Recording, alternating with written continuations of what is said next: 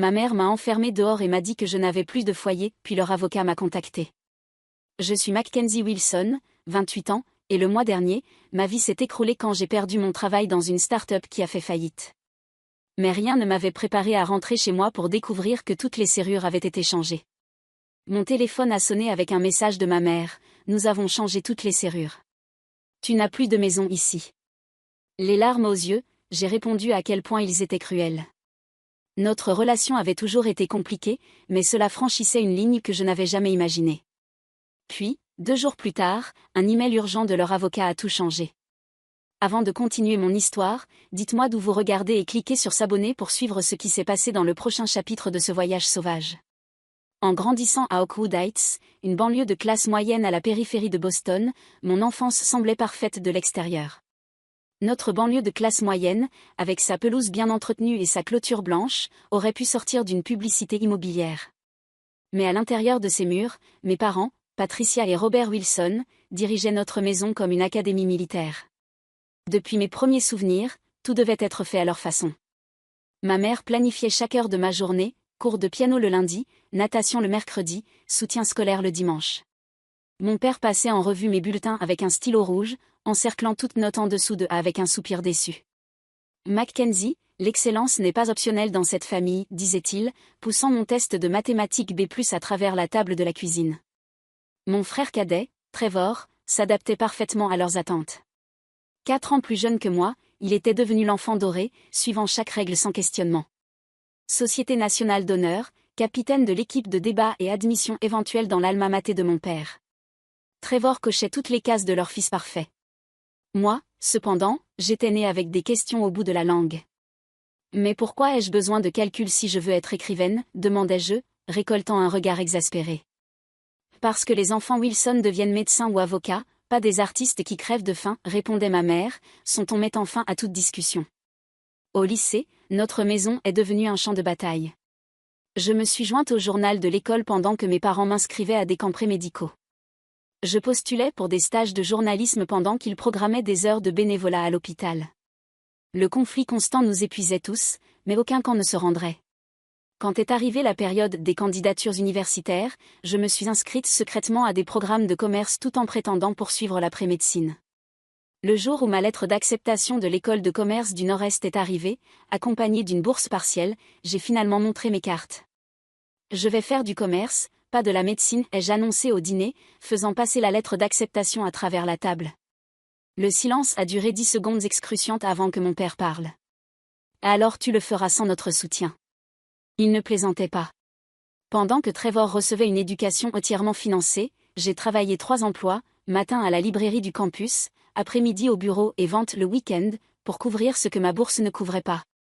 Ces années m'ont enseigné l'indépendance, mais ont créé un gouffre entre mes parents et moi qui ne s'est jamais complètement refermé. Après l'obtention du diplôme, j'ai décroché un poste de marketing de niveau débutant dans une start-up technologique prometteuse. Le salaire couvrait à peine mon petit appartement et mes prêts étudiants, mais c'était le mien. Pendant 3 ans, j'ai construit ma carrière, ne visitant la maison de mes parents que pendant les grandes fêtes, où la conversation restait superficielle et tendue. Après le Covid, notre start-up a perdu son financement, a vacillé et finalement s'est complètement effondrée. Avec un marché de l'emploi glacial et mes économies épuisées après 2 mois de chômage, j'ai fait face à l'impensable, demander à mes parents de revenir à la maison temporairement. Pour 6 mois, ai-je promis, pendant qu'ils libéraient à contre-cœur la chambre de Trevor, jusqu'à ce que je trouve quelque chose de stable. Dès le premier jour, l'arrangement était tendu. Ils ont imposé les mêmes règles que quand j'avais 16 ans, couvre-feu, rapport de progrès et dîners familiaux obligatoires où ma mère mentionnait subtilement que les candidatures à l'école de médecine étaient encore une option à mon âge. Chaque email de refus d'emploi dans ma boîte de réception devenait une munition pour l'argument que j'avais choisi le mauvais chemin marketing pour les entreprises technologiques. Dans cette économie, riait mon père. Tu pourrais être à mi-chemin de ton internat médical maintenant. Les tensions ont escaladé tout au long de mes 6 mois de chômage. Mes contributions aux dépenses de la maison, ce que je pouvais rassembler du travail freelance occasionnel, étaient rejetées comme insuffisantes. Mes efforts de recherche d'emploi étaient considérés comme mal dirigés. Mes entretiens pour des postes qu'ils considéraient en dessous d'un Wilson étaient accueillis avec silence et désapprobation. La goutte d'eau est venue après avoir raté une opportunité d'emploi prometteuse dans une agence de marketing digital. Après 5 entretiens, j'avais été le deuxième choix. Des nouvelles dévastatrices que j'ai reçues par email en étant assise à la table de la cuisine. Peut-être que c'est un signe, a dit ma mère, me voyant lutter contre les larmes. Ta grand-mère serait si déçue de te voir lutter ainsi. Ce commentaire a allumé quelque chose en moi. Ma grand-mère, la mère de ma mère, avait été ma plus grande supportrice avant sa mort il y a 3 ans. Elle m'envoyait secrètement des lettres pendant l'université et me disait toujours de suivre mes passions. Ne me dis pas ce que grand-mère penserait, ai-je rétorqué. Elle était la seule qui me soutenait inconditionnellement. Ce qui a suivi a été la pire dispute que nous ayons jamais eue. Des mots comme disgrâce, échec et déception ont volé à travers la pièce. Je les ai accusés de ne jamais m'aimer pour qui j'étais. Ils m'ont traité de gâtée et de délirante sur mes capacités. Je suis sortie en trombe pour me calmer, passant la nuit dans l'appartement de mon amie Allison. Le lendemain matin, j'avais un entretien d'embauche de l'autre côté de la ville. Ce n'était pas mon poste de rêve, mais quelque chose qui me remettrait sur les rails. J'ai envoyé un message à ma mère disant que je reviendrais ce soir-là pour parler plus calmement. Je n'avais jamais imaginé qu'avant le soir, je n'aurais plus de foyer où retourner. L'entretien d'embauche s'est étonnamment bien passé. Le poste était pour manager marketing de contenu dans une petite entreprise mais stable. Moins excitant que mes jours de start-up, mais avec un salaire et des avantages fiables. Quand j'ai marché vers ma voiture, j'ai senti une lueur d'espoir pour la première fois en semaine. Peut-être que ce serait mon billet de retour à l'indépendance, loin de la tension quotidienne chez mes parents. Pendant le trajet de retour, j'ai même répété ce que je dirais pour me calmer après la dispute de la nuit précédente. Recommençons, répétais-je. J'ai un bon pressentiment sur cet entretien et je suis reconnaissante pour le toit au-dessus de ma tête pendant que je me remets sur pied. Il n'était que 16h30 quand je me suis engagée dans l'allée familière. La maison semblait exactement comme je l'avais laissée ce matin-là. Je me suis garée dans le garage comme toujours et j'ai marché vers la porte d'entrée, sortant mes clés. La clé n'a pas fonctionné. Confuse, j'ai essayé à nouveau, pensant que j'avais peut-être pris la mauvaise clé. Rien. J'ai marché vers la porte latérale. Pareil. Porte arrière. Rien. Mon cœur a commencé à s'accélérer alors que la réalité s'installait. J'ai pris mon téléphone avec des mains tremblantes et j'ai composé le numéro de ma mère. Direct sur messagerie vocale. J'ai essayé mon père. Pareil. C'est alors que j'ai vu le message texte qui était arrivé pendant que je conduisais. Nous avons changé toutes les serrures. Tu n'as plus de maison ici. Ma voix s'est brisée en relisant les mots. Mes parents m'avaient enfermé dehors. Ils m'avaient donné un ultimatum sans que je sache qu'il y en avait un. La colère d'Allison était immédiate et réconfortante. Ils ont fait quoi? Bien sûr que tu peux rester ici. Oh mon Dieu, Mac, c'est horrible. Tu veux que je vienne te chercher? Non, j'ai ma voiture. Je serai là dans 20 minutes. Merci beaucoup. Quand j'ai démarré le moteur, Madame Henderson, la voisine âgée qui vivait à côté depuis que j'étais enfant, s'est approchée de ma fenêtre avec l'inquiétude écrite sur son visage. Mackenzie, chérie, tout va bien? Je t'ai vu essayer les portes. Je pouvais à peine soutenir son regard, l'humiliation me brûlant. Mes parents ont changé les serrures, Madame Henderson. Ils ont décidé que je n'étais plus la bienvenue. Son visage s'est assombri. Oh, chérie. Ce n'est pas bien. Tu as un endroit où aller? Oui, chez une amie. Mais toutes mes affaires sont encore à l'intérieur.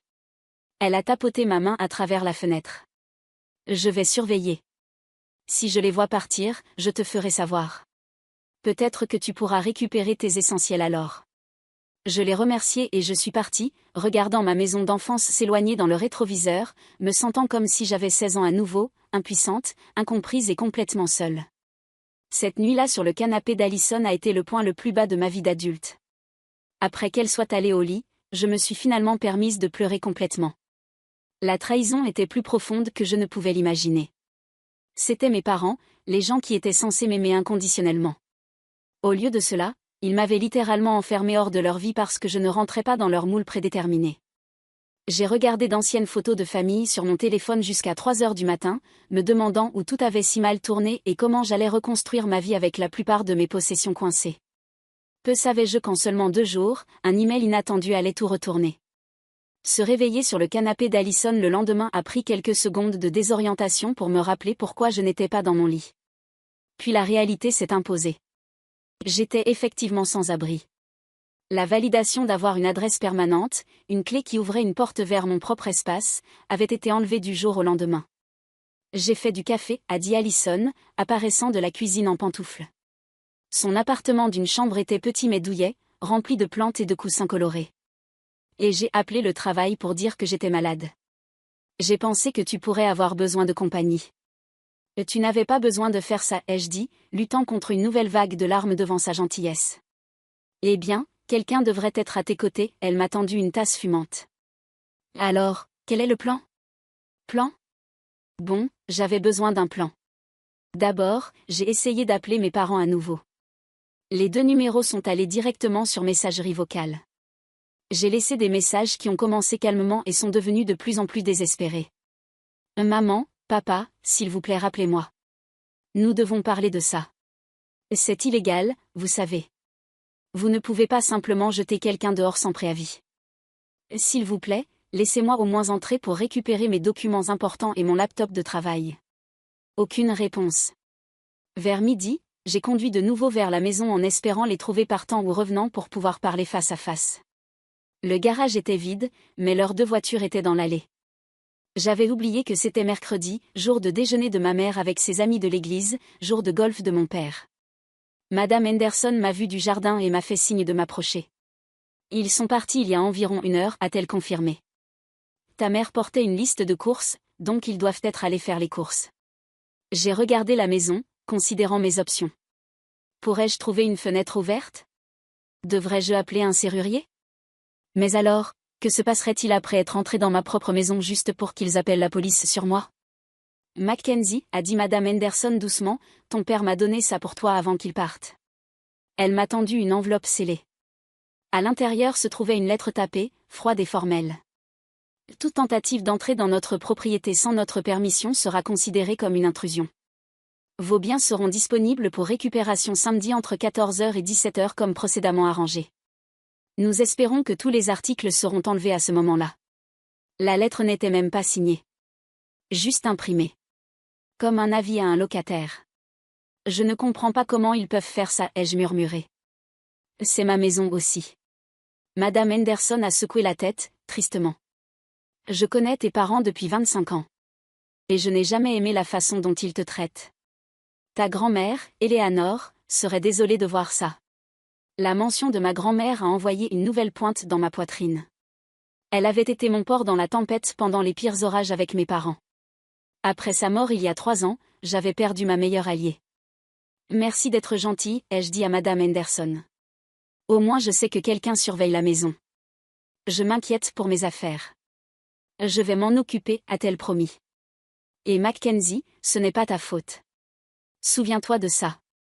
Le reste de la journée est devenu un fouillis de logistique, la réalité désagréable du déplacement. J'ai visité un café proche avec Wi-Fi gratuit pour rechercher les droits légaux, fait un arrêt au DMV pour changer mon permis de conduire, l'original était à l'intérieur de la maison, et appelé ma banque. La banque a apporté un autre choc. Mes parents m'avaient retiré du compte joint que nous avions établi quand j'étais à l'université, le compte où mes chèques de freelance étaient déposés. Le compte qui contenait mes derniers $847. Les propriétaires primaires du compte ont fait ce changement hier après-midi, a expliqué le représentant de la banque en s'excusant. Il n'y a rien que nous puissions faire puisque vous étiez listé comme propriétaire secondaire. J'avais aussi été coupé financièrement. Mes parents ne me forçaient pas seulement à partir. Ils éliminaient systématiquement mes filets de sécurité, un par un. Ce soir-là, j'ai vu que Trevor avait posté des photos du dîner, mes parents souriant autour d'une lasagne maison, spécialité de ma mère. La légende disait, rien comme la cuisine de maman #béni diez tant-bas famille. J'ai éteint mon téléphone. Ils agissent comme si tout était normal, ai-je dit quand Allison a regardé avec questionnement. Comme s'ils n'avaient pas juste jeté leur fille à la rue.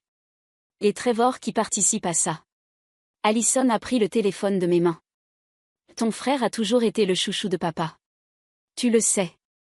Ils pourraient au moins reconnaître que ce qu'ils ont fait était mal. La loyauté familiale est compliquée, a-t-elle dit. En parlant de ça, tu peux rester ici pendant le week-end, mais Ethan emménage dimanche, tu te souviens ? Ethan était le petit ami d'Allison. Ils prévoyaient d'emménager ensemble depuis des mois. Bien sûr. Je vais trouver quelque chose d'ici là. Mais les murs se refermaient. Je cherchais un emploi depuis des mois sans succès. Mes économies avaient disparu. Mes possessions étaient retenues en otage. Et maintenant j'avais 3 jours pour trouver un nouveau logement sans revenu. Cette nuit-là, allongée inconfortablement sur le canapé d'Allison, j'ai été tourmentée par des rêves stressants. J'apparaissais à des entretiens d'embauche sans vêtements, courais dans des escaliers infinis de portes verrouillées, mes parents riaient pendant que j'essayais porte après porte. Je me suis réveillée épuisée, avec un mal de tête lancinant derrière les yeux. « Tu as l'air terrible » a dit Allison. Sans offense. « Peut-être devrais-tu parler à quelqu'un ? Comme un thérapeute ? Avec quel argent ? Non, comme un avocat. Ce que tes parents ont fait doit être illégal. La pensée avait traversé mon esprit, mais les avocats coûtent de l'argent que je n'avais pas. De plus, poursuivre mes propres parents semblait franchir une ligne, même après tout ce qu'ils avaient fait. Laisse-moi voir ce qui se passe samedi quand je récupère mes affaires, ai-je dit. Peut-être qu'ils se seront calmés d'ici là. Mais au fond, je savais mieux. Ce n'était pas une action spontanée. C'était l'aboutissement d'années d'amour conditionnel. Mes parents avaient finalement trouvé le moyen ultime de me contrôler. Vendredi, j'ai utilisé le dernier de mon argent pour acheter un plan de téléphone prépayé, craignant que ma facture de téléphone ne soit pas traitée avec mon compte gelé. Je postulais pour un poste de barista, n'importe quel travail ferait l'affaire à ce moment-là, quand ma notification de mail a sonné. L'expéditeur, cabinet Sanders et Wilson. Objet, urgent, concernant la propriété de la famille Wilson et les actifs. Mon cœur s'est emballé. Mes parents me poursuivaient maintenant ? Pour être une déception ? Avec des doigts tremblants, j'ai ouvert l'email qui changerait complètement ma compréhension des 28 dernières années. L'email commençait formellement. Chère Madame Wilson, je vous contacte concernant des affaires urgentes relatives à la succession d'Eleanor Wilson, pour laquelle notre cabinet sert d'exécuteur légal. Des événements récents ont nécessité notre intervention immédiate. Eleanor Wilson, ma grand-mère. J'ai continué à lire, mon cœur s'accélérant. Il est venu à notre attention que votre statut de résidence actuel a été compromis, ce qui constitue une violation directe des termes établis dans le trust de votre grand-mère. Nous demandons une consultation immédiate pour discuter de vos options légales.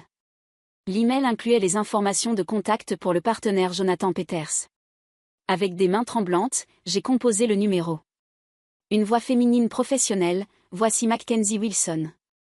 J'ai reçu un email de Jonathan Peters concernant le trust de ma grand-mère. Un moment, s'il vous plaît, Madame Wilson. Après une brève attente avec de la musique classique générique, une voix masculine confiante est entrée en ligne. Madame Wilson, merci pour votre réponse rapide. Je suis Jonathan Peters. De quoi s'agit-il concernant le trust de ma grand-mère ? Je ne savais pas qu'elle en avait un. C'est exactement pourquoi nous devons nous rencontrer. Il y a des questions de trust que je ne peux pas aborder par téléphone. Pourriez-vous venir à notre bureau demain à 10 heures ? Oui, je peux faire ça. J'ai noté l'adresse qu'il m'a donnée. Excellent. Et Madame Wilson ? S'il vous plaît, apportez toute documentation concernant votre situation résidentielle récente et les circonstances qui ont mené à votre départ de la résidence familiale. Après avoir raccroché, j'ai eu froid. Ma grand-mère avait toujours été la rebelle de la famille, une femme d'affaires prospère qui s'était mariée tard, avait beaucoup voyagé et entrait souvent en conflit avec ma mère sur les philosophies d'éducation. Pendant que mes parents me poussaient vers des carrières prestigieuses et pratiques, ma grand-mère Eleanor encourageait ma créativité et mon indépendance. Certaines personnes ont besoin de contrôler les autres pour se sentir en sécurité, m'avait-elle dit une fois pendant une période particulièrement difficile avec mes parents. La vraie force est de permettre aux gens de trouver leur propre chemin tout en étant prêts à les rattraper s'ils tombent. Elle était morte il y a 3 ans d'une crise cardiaque. Les funérailles avaient été brèves et formelles, exactement comme ma mère préférait. Je me souviens avoir été surprise que le patrimoine substantiel de ma grand-mère semble être transféré à mes parents sans beaucoup de processus légal. Mais j'étais trop affligée pour le questionner. Maintenant, les souvenirs revenaient.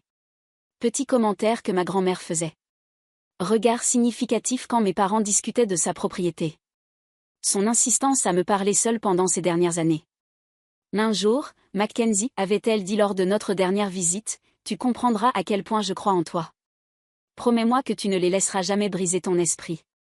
J'avais attribué cela aux encouragements typiques de ma grand-mère. Et si ça avait été quelque chose de plus ? Cette nuit-là, j'ai à peine dormi, mon esprit construisant d'innombrables scénarios. Le matin, j'ai spéculé sur tout, depuis hériter d'un petit fonds d'urgence jusqu'à découvrir que ma grand-mère était une millionnaire secrète. Je suis arrivée chez Sanders et Wilson 15 minutes en avance, très consciente de mes vêtements froissés et des cernes sous mes yeux. Le bâtiment était un gratte-ciel imposant au centre-ville, tout en marbre et verre. Je me sentais désespérément déplacée. À la réception, j'ai donné mon nom avec autant de confiance que possible. Mademoiselle Wilson, bienvenue, a dit la réceptionniste, une femme polie dans la cinquantaine. Monsieur Peters vous attend. 20e étage. Le trajet en ascenseur m'a donné le temps de me composer. Quoi que cette réunion révèle, j'avais besoin de paraître capable et équilibrée. La salle 2015 s'est ouverte sur une zone de réception élégante avec des chaises en cuir et un éclairage tamisé. Avant que je puisse m'approcher du bureau, un homme grand avec des cheveux gris et un costume bien coupé a émergé d'un bureau intérieur. Mademoiselle Wilson ? Jonathan Peters. S'il vous plaît, entrez. Son bureau était spacieux mais pas ostentatoire, avec des vues sur la ville et des murs bordés de livres de droit. Il a fait un geste vers une chaise confortable en face de son bureau. Merci d'être venu si rapidement. Je comprends que vous êtes dans une situation difficile. C'est un euphémisme, ai-je dit, et je me suis contractée. Désolé, ça a été une semaine stressante. Tout à fait compréhensible. Il a ouvert un dossier épais sur son bureau. Mademoiselle Wilson, étiez-vous au courant que votre grand-mère avait établi un trust familial avant sa mort ? Non. Je savais qu'elle avait des biens, mais mes parents ont géré tout après sa mort. C'est une partie du problème. Son expression est devenue grave. Votre grand-mère a établi ce qu'on appelle un trust conditionnel. Le trust de la famille Wilson. La propriété où vous viviez jusqu'à récemment a été placée dans ce trust, avec des actifs financiers importants. Mon cœur a commencé à s'accélérer. Quel genre de conditions ? La condition principale était que la propriété reste une maison familiale, avec des droits de résidence garantis pour tous les membres de la famille Wilson, y compris vous. Vos parents ont été nommés trustés, mais le droit d'occuper la propriété était explicitement contingent à votre accès continu à la maison chaque fois que vous en aviez besoin. Les implications m'ont frappé comme un coup physique. Vous dites que la maison fait partie du trust de ma grand-mère ?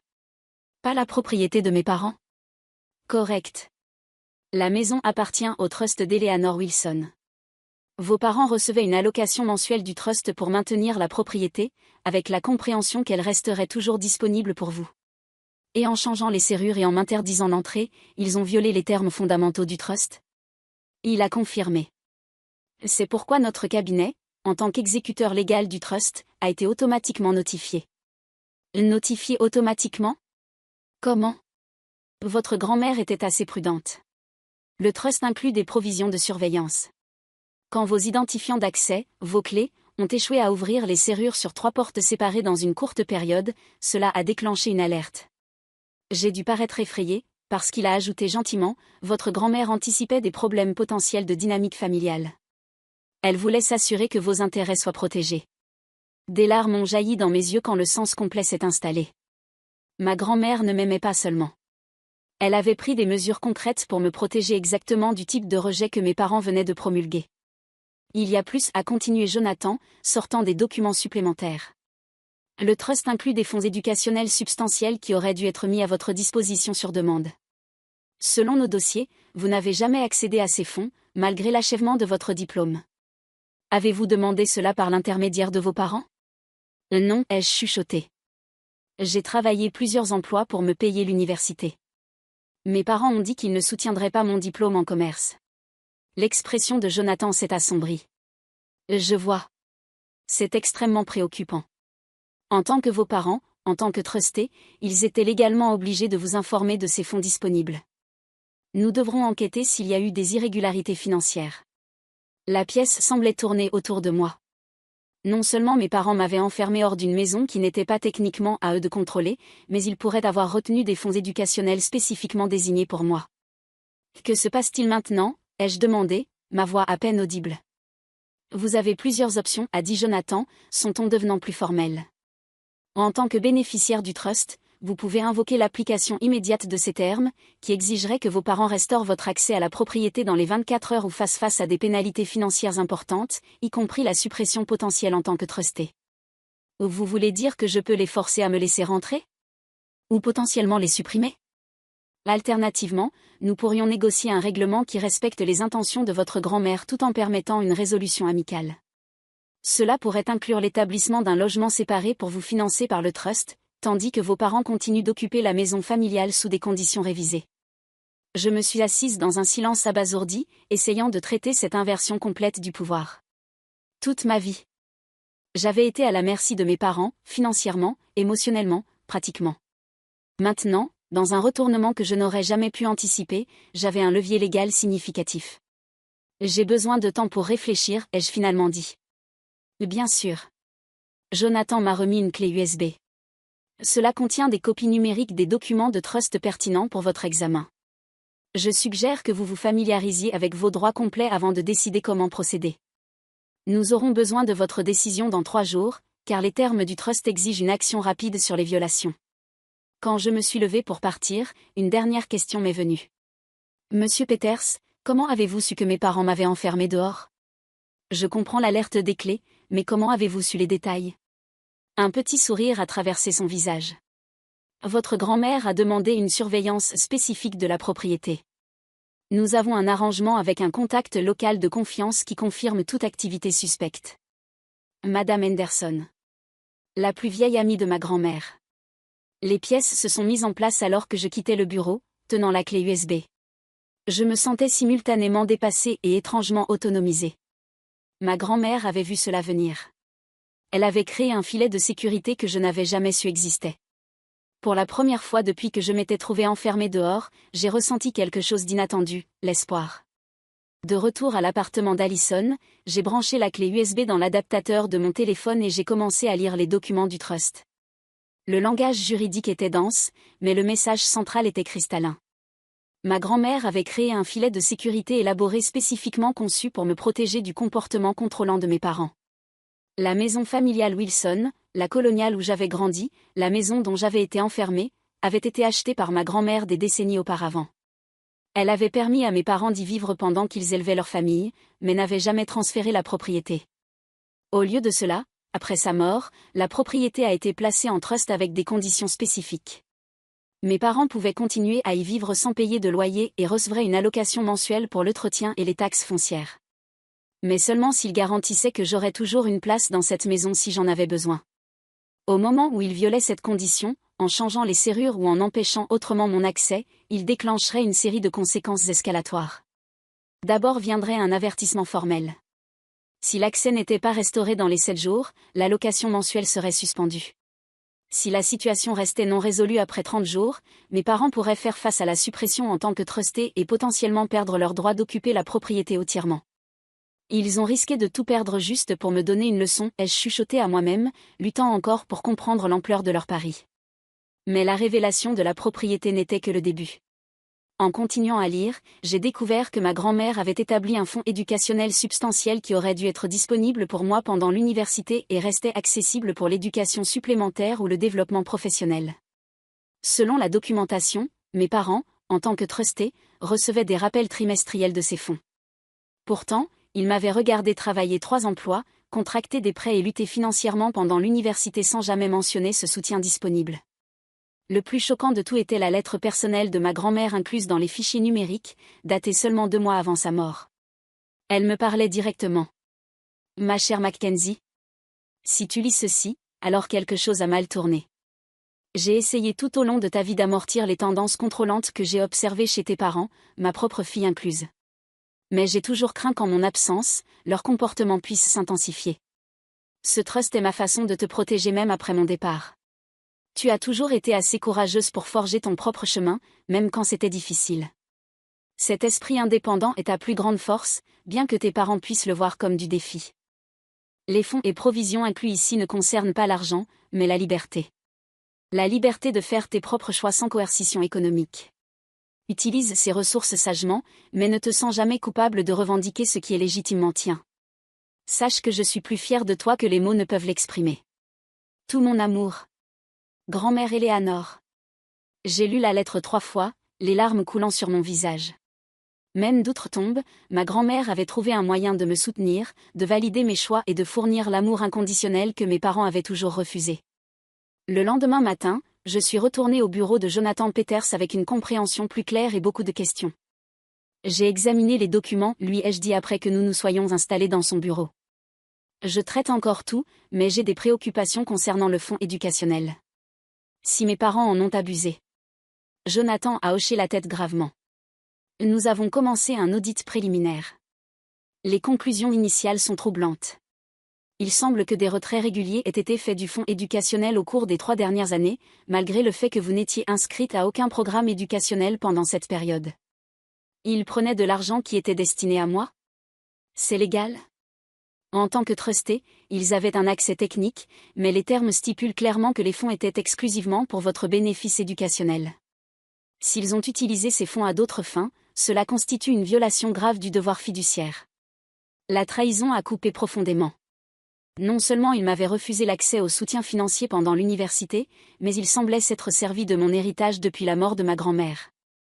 Nous avons aussi confirmé par les registres de propriété que des rénovations importantes ont été faites à la maison familiale l'année dernière, a continué Jonathan. Une nouvelle cuisine, des améliorations de salle de bain principale et un projet d'aménagement paysager de cour arrière totalisant environ 87 000 $. Je me suis souvenu de ces rénovations. La cuisine de rêve de ma mère avec des armoires personnalisées et des appareils haut de gamme. La retraite de cour arrière élaborément aménagée de mon père avec un grill intégré et une fontaine d'eau.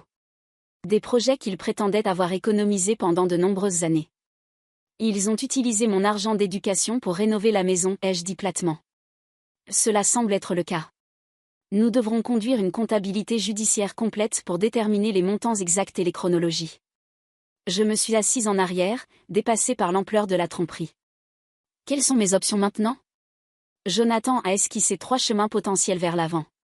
D'abord, je pourrais poursuivre l'application immédiate et complète des termes du trust, ce qui résulterait probablement en la suppression de mes parents en tant que trustés, une action légale potentielle pour récupérer les fonds mal appropriés et une restauration forcée de mes droits de résidence. Deuxièmement, je pourrais chercher un règlement négocié qui reconnaîtrait les violations mais permettrait une résolution plus mesurée. Peut-être établir un logement séparé pour moi financé par le trust, tout en imposant une surveillance plus stricte des activités de trustee de mes parents. Troisièmement, je pourrais tenter une médiation familiale avec une représentation légale présente, essayant de résoudre la situation tout en préservant une certaine relation familiale. Étant donné ce que j'ai appris, pourquoi choisirais-je autre chose que la première option, ai-je demandé. Jonathan s'est penché vers l'avant, son expression sérieuse.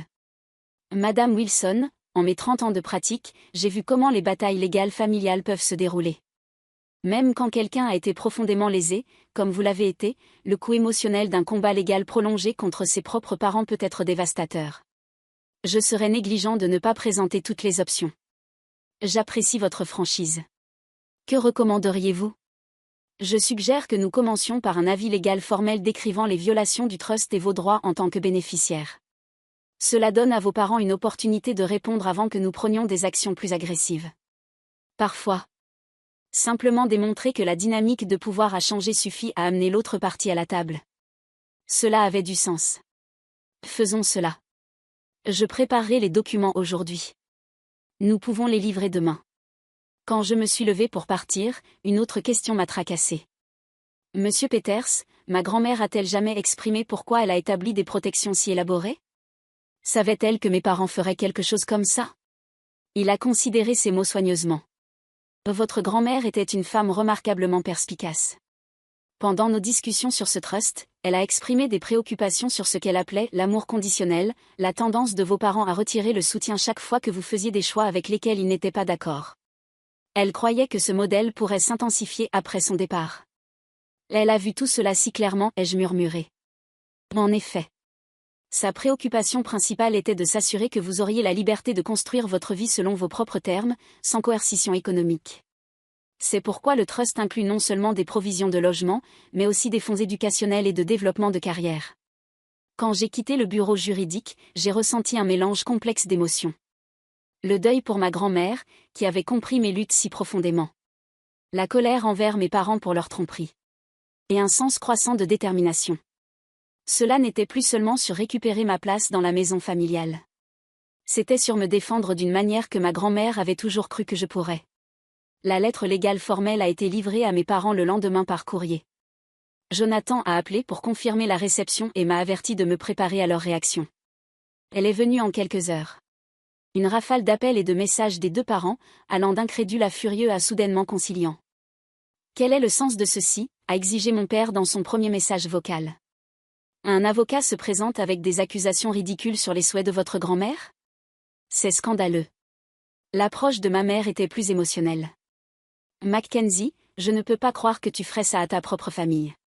Après tout ce que nous avons fait pour toi. S'il te plaît, appelle-nous immédiatement. 1 heure plus tard, leur ton avait dramatiquement changé.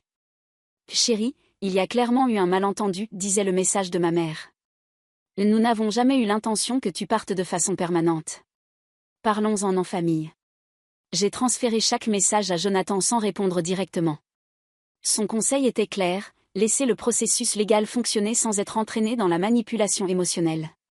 Tard ce soir-là, Trevor a appelé. Mac, qu'est-ce qui se passe? Maman et papa paniquent complètement à propos d'un trust et d'avocats qui se présentent à la maison. Ils t'ont dit ce qu'ils ont fait? M'enfermer dehors? Prendre mon argent d'éducation? Une longue pause. Ils ont dit que tu déformes les choses. Que le trust de grand-mère était destiné à toute la famille et que tu essaies de l'utiliser contre eux.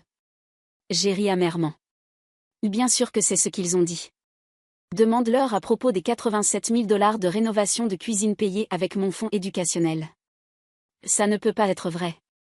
Ils ont dit qu'ils avaient économisé pendant des années. Trevor, j'ai les registres financiers. Ils me volent depuis que grand-mère est morte. Tout comme ils nous ont contrôlés tous les deux toute notre vie. Un autre long silence. Je ne sais pas quoi croire maintenant. Alors vient à la réunion que Jonathan organise. Une discussion formelle avec toutes les parties présentes. Vois les preuves toi-même. Après avoir raccroché, j'ai ressenti un calme étrange s'installer sur moi. Pour la première fois de ma vie, je n'étais pas impuissante contre la manipulation de mes parents. J'avais la vérité, une position légale et le soutien inébranlable de ma grand-mère, même d'outre-tombe. La scène était préparée pour une confrontation qui soit déchirerait ma famille complètement, soit forcerait un règlement de compte longtemps attendu avec des décennies de comportements contrôlants et d'amour conditionnel. De toute façon, j'étais finalement prête à défendre ma position. La réunion fut fixée au mardi suivant à 10 heures, dans une salle de conférence chez Sanders et Wilson. Jonathan avait suggéré qu'un territoire neutre serait préférable pour une discussion aussi chargée. J'ai passé les jours précédant la confrontation à me préparer à la fois de manière pratique et émotionnelle. Jonathan m'avait fourni un rapport financier complet du trust, mettant en évidence des cas précis où des fonds destinés à mon éducation et à mon bien-être avaient été détournés. Le total dépassait 120 000 $ en 3 ans. De l'argent qui aurait dû soutenir ma formation et le développement de ma carrière. Allison m'a aidé à assembler une tenue professionnelle avec des vêtements de sa garde-robe, car la plupart de mes affaires étaient encore chez mes parents. Tu dois avoir l'air d'être aux commandes, insista TL, en me prêtant un blazer marine bien taillé et une chemise blanche impeccable. Le matin de la réunion, je suis arrivée avec 30 minutes d'avance, le ventre noué malgré ma préparation. Jonathan m'attendait dans le hall. Souviens-toi, me conseilla-t-il alors que nous montions dans l'ascenseur, il ne s'agit pas de punir. Il s'agit d'établir des limites et de veiller à ce que les volontés de ta grand-mère soient respectées à l'avenir. La salle de conférence était d'une formalité intimidante. Une longue table en acajou entourée de chaises en cuir. Des carafes d'eau et des verres à chaque place. Jonathan avait prévu qu'un associé prenne des notes, et qu'un conseiller financier de l'équipe de gestion du trust soit présent. À 10 heures pile, mes parents sont arrivés, accompagnés de leur propre avocat, Gregory Walsh, un vieil ami de la famille et partenaire de golf de mon père. Mon frère Trevor les suivait de près, l'air mal à l'aise et déplacé. Les salutations initiales furent tendues et formelles. Ma mère tenta de s'approcher pour m'embrasser, mais je reculai, maintenant une distance professionnelle. Son expression blessée aurait pu m'atteindre autrefois, mais je la reconnaissais désormais comme une tactique de manipulation. Une fois tout le monde installé, Jonathan ouvrit la séance. Nous sommes réunis aujourd'hui pour aborder de graves préoccupations concernant l'administration du Trust Eleanor Wilson. Plus précisément, des violations de la clause de résidence et un possible détournement de fonds désignés. Mon père interrompit immédiatement. C'est ridicule. Eleanor était ma belle-mère. Nous avons eu d'innombrables conversations sur ses volontés concernant la maison familiale. Avec tout le respect que je vous dois, Monsieur Wilson, répliqua Jonathan d'un ton calme, les documents légaux parlent d'eux-mêmes. Les termes du trust sont explicites quant au droit garanti de Madame Mackenzie Wilson de résider dans la maison familiale à tout moment si nécessaire. Il fit glisser des copies des sections pertinentes du trust sur la table.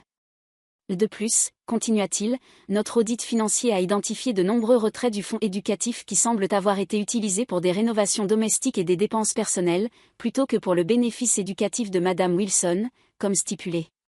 Le visage de ma mère avait pâli. Mon père regardait tour à tour son avocat et Jonathan, visiblement troublé par la direction que prenaient les accusations. Monsieur Walsh s'éclaircit la gorge. Nous reconnaissons qu'il peut y avoir eu quelques violations techniques des termes du trust, mais il s'agissait de négligence administrative mineure, pas de violation délibérée.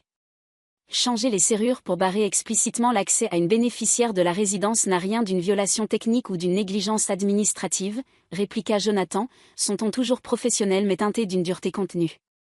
Pas plus que de retirer plus de 120 000 $ d'un fonds éducatif destiné à des rénovations personnelles. La tête de Trevor se tourna brusquement. 120 000 $? Maman, papa, vous aviez dit que c'était juste quelques frais d'entretien. Mon père lui lança un regard d'avertissement. Pendant l'heure qui suivit, Jonathan présenta méthodiquement les preuves, registres financiers, factures liées à la propriété, messages textes documentant le verrouillage et les instructions explicites de ma grand-mère concernant mon bien-être. À chaque nouvelle pièce apportée, la position de mes parents s'affaiblissait visiblement. Finalement, à la fin de la présentation financière, Jonathan se tourna vers moi. « Madame Wilson, souhaitez-vous exprimer directement vos préoccupations ?» Prenant une profonde inspiration, je regardai mes parents droit dans les yeux pour la première fois depuis le début de la réunion. « Toute ma vie, vous avez utilisé le contrôle financier comme une arme. Quand j'ai choisi la gestion au lieu de la médecine, vous m'avez complètement coupé. Vous m'avez regardé travailler 3 emplois pendant l'université sans jamais mentionner le fonds éducatif que grand-mère avait mis en place pour moi. Et quand j'avais besoin d'un toit pendant un moment difficile, vous avez profité de ma vulnérabilité pour réaffirmer votre contrôle sur ma vie. » Ma voix se raffermit au fur et à mesure que je poursuivais. Ce qui fait le plus mal, ce n'est pas l'argent. C'est que vous avez trahi non seulement moi, mais aussi grand-mère Eleanor. Elle vous avait fait confiance pour respecter ses volontés, pour soutenir mon indépendance même si vous étiez en désaccord avec mes choix. Au lieu de ça, vous avez violé cette confiance de toutes les façons possibles. Les yeux de ma mère se remplirent de larmes. Nous voulions seulement ce qu'il y avait de mieux pour toi, Mackenzie. Nous avons toujours voulu que tu réussisses. Non, répliquai-je fermement. Vous vouliez que je réussisse selon vos conditions, en suivant votre plan. Ce n'est pas de l'amour, c'est du contrôle. Mon père, se sentant acculé, finit par exploser. C'est ainsi que tu nous remercies de t'avoir élevé ? En mettant des avocats contre ta propre famille ? Ta grand-mère serait honteuse. En réalité, intervint doucement Jonathan, Madame Eleanor Wilson avait anticipé précisément ce scénario. C'est pourquoi elle a mis en place des protocoles de surveillance et des mécanismes d'application dans le trust. Elle a laissé des instructions explicites quant à ses préoccupations face au comportement contrôlant que vous aviez envers Mackenzie. Il produisit la lettre de ma grand-mère, dont des copies furent distribuées autour de la table. Tandis que mes parents lisaient ces mots, on aurait dit que toute la combativité s'échappait d'eux. Ma mère porta sa main à sa bouche, les larmes coulant librement désormais. Trevor, qui était resté silencieux pendant la majorité de la réunion, prit enfin la parole. Je n'avais aucune idée que tout ça se passait. Mac, pourquoi ne m'as-tu rien dit ? Tu m'aurais cru, demandai-je doucement. Tu as toujours vu une version différente de maman et papa que moi. Il baissa les yeux, reconnaissant la vérité de mes paroles. Après un long moment de silence pesant, Jonathan recentra la conversation. Nous devons maintenant établir une voie à suivre qui respecte les termes du trust tout en permettant une guérison familiale, si possible. Madame Wilson a préparé une proposition. J'acquiesçai, sortant le document que j'avais rédigé avec l'aide de Jonathan. Je ne cherche pas à vous punir ou à déclencher une bataille juridique interminable, commençai-je. Ce que je veux, c'est de l'indépendance et la reconnaissance du tort qui m'a été fait. J'ai présenté mes conditions clairement. Ma proposition comprenait 3 volets. Premièrement, le trust achèterait un petit appartement pour moi à l'aide d'une partie des fonds éducatifs qui auraient dû être disponibles pendant mes études universitaires. Cela me fournirait un logement stable pendant que je reconstruisais ma carrière. Deuxièmement, mes parents pourraient continuer à vivre dans la maison familiale, mais la supervision financière du trust serait transférée à un fiduciaire indépendant afin de prévenir toute utilisation abusive supplémentaire des fonds. Troisièmement, nous nous engagerions dans une thérapie familiale pour aborder les schémas de contrôle et de soutien conditionnel qui avaient abîmé notre relation pendant des décennies. Et si nous refusons, demanda mon père, bien que sa confiance habituelle se soit évaporée. Jonathan répondit avant que je ne puisse parler. Alors nous procéderons à l'application formelle des violations du trust. Cela entraînera probablement votre retrait en tant que fiduciaire, une possible action en justice pour récupérer les fonds détournés et une réduction significative de vos avantages liés au trust. Monsieur Walsh se pencha pour murmurer quelque chose à mon père, qui l'écouta la mâchoire crispée, avant de finalement hocher la tête. Nous aurons besoin de temps pour examiner la proposition en détail, déclara Monsieur Walsh d'un ton formel. Bien entendu, répondit Jonathan. Nous pouvons accorder 48 heures. Ensuite, nous devrons procéder aux mesures prévues par les termes du trust. Alors que la réunion touchait à sa fin, ma mère s'approcha de moi pendant que mon père parlait à leur avocat. Mackenzie, dit-elle doucement, je n'ai jamais voulu. Je ne me rendais pas compte de ce que cela représentait de ton point de vue. Ce n'étaient pas des excuses. Pas vraiment. Mais c'était peut-être ce qu'elle pouvait faire de plus proche à ce moment-là pour reconnaître les dégâts. Je sais, maman, répondis-je. C'est pourquoi j'ai inclus la thérapie familiale dans ma proposition. Nous devons apprendre à communiquer sans contrôle ni manipulation. Elle acquiesça, une expression de sentiment contradictoire traversant son visage. Quand tout le monde quitta la salle de conférence, Trevor resta derrière pour marcher avec moi. J'aurais dû faire plus attention, dit-il. Je savais que les choses étaient toujours tendues entre toi et eux, mais je n'avais aucune idée pour l'argent, ni de la façon dont ils t'avaient traité pendant l'université. Tu étais l'enfant modèle, dis-je sans amertume. Et tu n'as jamais eu de raison de voir ce côté d'eux. Je veux aider à réparer ça, proposa-t-il. Peu importe ce qui arrivera ensuite. Pour la première fois depuis des jours, j'ai ressenti une lueur d'espoir. Certains liens familiaux pourraient peut-être être sauvés, même s'ils ne seraient jamais les mêmes. 47 heures plus tard, Jonathan m'appela avec des nouvelles. Mes parents avaient accepté la proposition avec seulement quelques modifications mineures concernant les exigences de thérapie. Le processus de mise en place de mon nouveau logement commencerait immédiatement, et j'aurais accès à la maison familiale pour récupérer mes affaires quand je le souhaiterais. La confrontation n'avait pas été l'affrontement dramatique que j'avais imaginé, avec des méchants vaincus et une justice retentissante. C'était quelque chose de plus complexe, un démantèlement douloureux mais nécessaire de schémas toxiques enracinés depuis des décennies. Quand j'ai raccroché, j'ai réalisé que ma grand-mère m'avait donné non seulement une sécurité financière, mais quelque chose de bien plus précieux, l'opportunité de briser le cycle d'amour conditionnel et de contrôle qui avait défini ma famille depuis des générations. Un mois après l'accord, j'étais dans le salon de mon nouveau condo, encore émerveillée par le tournant qu'avait pris ma vie. L'espace était modeste, mais entièrement à moi, un appartement d'une chambre dans un quartier agréable, acheté avec les fonds du trust de ma grand-mère. La lumière naturelle entrait par de grandes fenêtres, illuminant des murs que je pouvais peindre de la couleur que je voulais, des étagères que je pouvais remplir de livres que mes parents n'auraient jamais approuvés, et une vie que je pouvais façonner selon mes propres valeurs. L'accord s'était déroulé sans heurts une fois que mes parents avaient accepté l'inévitable. Le trust acheta le condo et établit une allocation mensuelle pour m'aider à me reconstruire pendant que je cherchais un emploi stable. Mes parents conservèrent la maison familiale, mais avec un fiduciaire indépendant supervisant toutes les décisions financières liées au trust, un arrangement particulièrement humiliant pour mon père. La plupart de mes affaires furent récupérées de chez mes parents un samedi après-midi tendu mais civil. Trevor avait aidé, jouant le rôle de tampon lorsque mon père lançait des remarques passives-agressives sur les enfants ingrats, et que ma mère oscillait entre supplications en larmes et silence glacial. Ils finiront par s'y faire, c'est la première fois qu'ils font face à de vraies conséquences, avait murmuré Trevor alors que nous chargions des cartons dans son SUV. L'aspect le plus difficile de l'accord fut la thérapie familiale obligatoire. Notre première séance avait été presque insupportable. Mon père avait initialement refusé de parler, ma mère avait pleuré sans arrêt, et la thérapeute, la docteure Bennett, avait eu fort à faire pour maintenir ne serait-ce qu'un semblant de dialogue productif. Les schémas familiaux ne se développent pas du jour au lendemain, et ils ne se résoudront pas rapidement, nous avertit-elle à la fin de cette première heure difficile. Ce processus nécessite l'engagement de chacun. À ma grande surprise, mes parents avaient continué à venir. La participation de mon père restait minimale, mais chaque séance apportait de petits moments de clarté. Lors de notre troisième rencontre, ma mère avait reconnu pour la première fois que sa façon d'éduquer avait été influencée par le comportement contrôlant de sa propre mère, le même schéma que ma grand-mère Éléanore avait tenté de briser. Maman pouvait être si critique, admit-elle à voix basse. Rien de ce que je faisais n'était jamais assez bien. Je m'étais promis que mes enfants réussiraient là où j'avais échoué. Je croyais être une bonne mère en vous poussant ainsi. Ce n'étaient pas des excuses, mais c'était le début d'une prise de conscience. Pendant ce temps, j'avais entamé ma propre thérapie individuelle avec la docteure Rivera, une femme bienveillante spécialisée dans les traumatismes familiaux. Ce que vous vivez, c'est un renversement majeur de la dynamique de pouvoir, m'expliqua-t-elle lors de notre deuxième séance.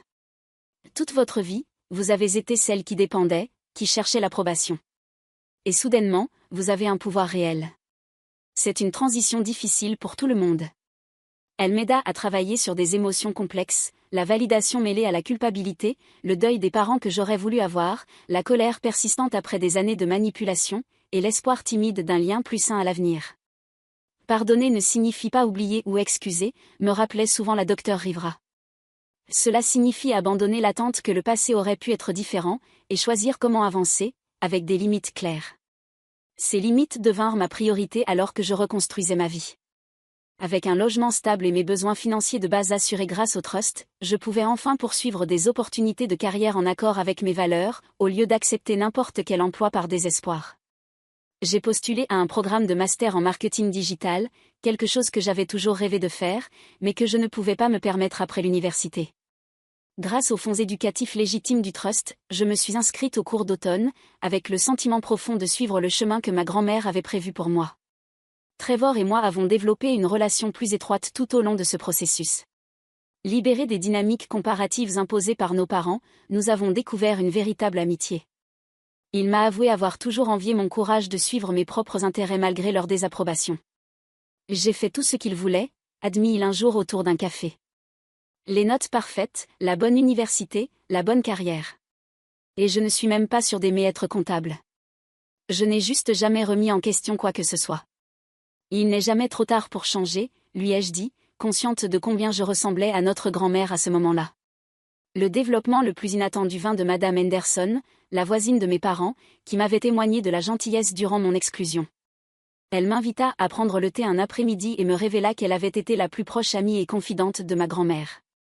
Éléanore s'inquiétait constamment pour toi, me dit-elle en servant du Earl Grey dans des tasses délicates. Elle voyait bien comment le comportement contrôlant de Patricia et Robert affectait. C'est pourquoi elle a structuré le trust de cette manière. Vous étiez ses yeux et ses oreilles, réalisai-je. Le contact local dont Jonathan avait parlé. Elle acquiesça. Éléanore m'a demandé de veiller sur toi, surtout après son départ. Quand j'ai vu qu'ils avaient changé les serrures, j'ai su tout de suite que c'était ce qu'elle redoutait le plus. Merci, dis-je, les larmes aux yeux. Merci de l'avoir aidée à me protéger. Elle était tellement fière de toi, ma chérie. Ton indépendance, ta détermination à tracer ton propre chemin, c'étaient les qualités qu'elle valorisait le plus. Ces mots sont restés avec moi, devenant un point d'ancrage alors que j'apprenais à vivre dans ma nouvelle réalité. Voici la traduction en français. 6 mois après l'accord, les choses avaient atteint un équilibre fragile. La thérapie familiale continuait avec des progrès lents mais constants. Mes parents et moi maintenions une distance prudente, des dîners dominicaux une fois par mois, des appels brefs chaque semaine. Les plaies ouvertes de la trahison guérissaient lentement. Même si notre relation ne redeviendrait jamais ce qu'elle avait été. Peut-être était-ce mieux ainsi. Ma mère avait commencé une thérapie individuelle elle aussi, partageant parfois des réflexions sur sa propre éducation qui m'aidaient à comprendre, sinon à excuser, son comportement. Mon père restait plus résistant au changement, mais il avait cessé de saboter activement le processus thérapeutique. Le trust continuait de fonctionner comme prévu, avec des rapports financiers transparents qui empêchaient toute utilisation abusive. J'ai accédé aux fonds éducatifs de manière appropriée pour mon programme de master, découvrant pour la première fois le soutien que ma grand-mère avait toujours voulu m'offrir. Alors que je me préparais pour mon deuxième semestre à l'école de commerce, j'ai reçu un email inattendu, une opportunité de stage en marketing dans une agence numérique en pleine croissance, parfaitement alignée avec mes études. J'ai postulé immédiatement et été convoquée à un entretien. Le matin de l'entretien, je me tenais devant mon miroir, professionnelle et confiante d'une manière que je n'avais jamais été lors de mes recherches désespérées d'emploi quelques mois plus tôt. Sur ma table de chevet se trouvait une photo encadrée de ma grand-mère Éléanore. Ses yeux sages et son sourire discret semblaient approuver la femme que j'étais en train de devenir. J'ai pris la photo entre mes mains et lui ai parlé doucement. Tu avais tout prévu, n'est-ce pas? Tu savais que j'aurais besoin de protection, et tu t'es assuré que je l'ai au bon moment. J'aurais aimé que tu sois là pour voir que ton plan a fonctionné. Dans ce moment de silence, j'ai compris le cadeau profond que ma grand-mère m'avait laissé, non seulement une sécurité financière, mais la possibilité de briser des schémas générationnels de contrôle et d'amour conditionnel. Elle avait créé un filet de sécurité qui m'avait permis de rester ancré dans ma propre vérité et de construire une vie fondée sur l'authenticité plutôt que sur les attentes des autres. En me rendant à l'entretien, je sentais sa présence à mes côtés, accompagnée d'un profond sentiment de gratitude pour sa clairvoyance et son amour inconditionnel. Le chemin n'avait pas été facile, et il restait encore de la guérison à faire, mais j'avançais enfin sur une voie que j'avais choisie moi-même exactement comme ma grand-mère l'avait souhaité.